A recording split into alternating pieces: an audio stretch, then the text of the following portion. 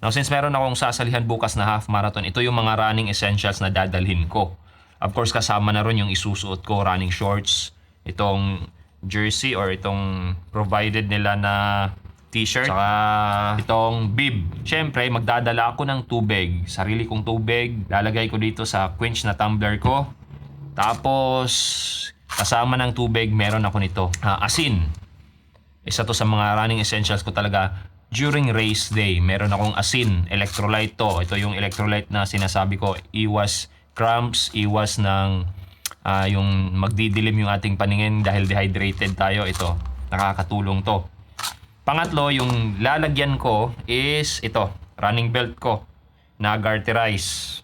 New Bowler yung brand pero na-erase na kasi chipipay lang siya, pero goods naman din. Nakailang running event na ako nito. So dito ko siya ilalagay, may mga pocket to. At the same time, dito ko ilalagay yung race bib ko dito. Iipitin ko lang kasi natatanggal to. Ayan. Matatanggal mo siya. So, ang technique ko, bubutasan ko to dito dalawa. Tapos, dito ko siya iipitin. Dito sa dalawang ito. Tapos, dito ko rin ilalagay yung pitaka ko saka remote ng aking motor. Now, aside from this one, ang medyas na gagamitin ko is specific din. Toe socks. Ito. Kasi kung di nyo alam, nanggaling ako sa barefoot shoes or talagang nahilig ako. Before ako nag-running, nag-barefoot shoes ako.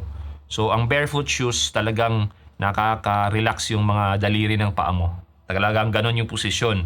So, dito, nahilig ako dito kasi kung buong socks or yung traditional na medyas, parang ganito yung posisyon ng ating mga daliri sa paa. So, ito, individualize. So, ito yung hilig ko. Saka, so far naman, pag ganito yung sinusuot ko, hindi ako namamatayan ng kuko. At the same time, hindi ako nagkaka-blisters. So, toe socks, ang brand naman ito is Reels. Yan.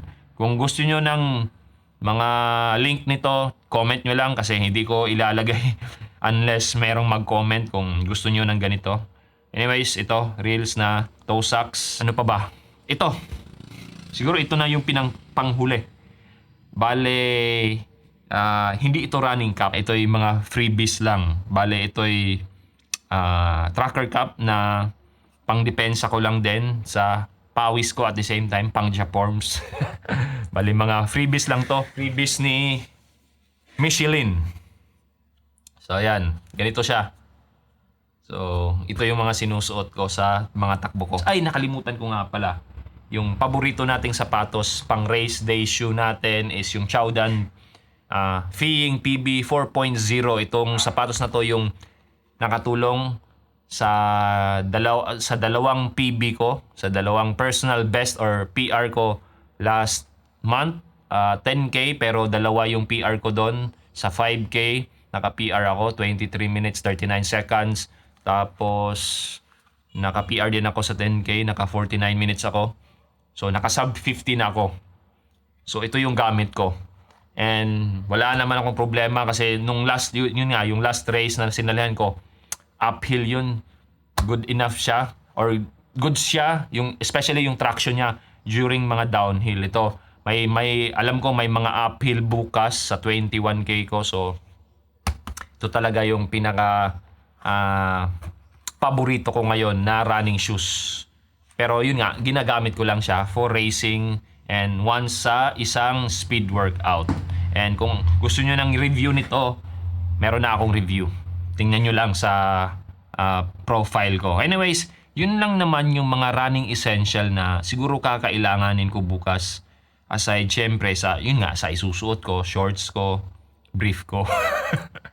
Anyways, isa sa mga pinaka-tip ko talaga kung tatakbo kayo ng race is huwag kayong mag-experiment during the race.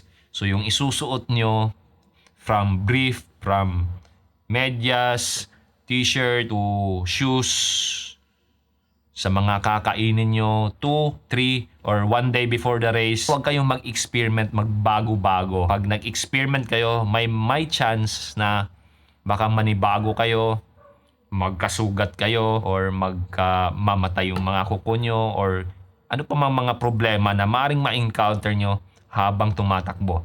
And siguro yung isa sa pinaka hindi natin or ayaw natin is yung magbawas ng dumi. So anyways, yun lang naman.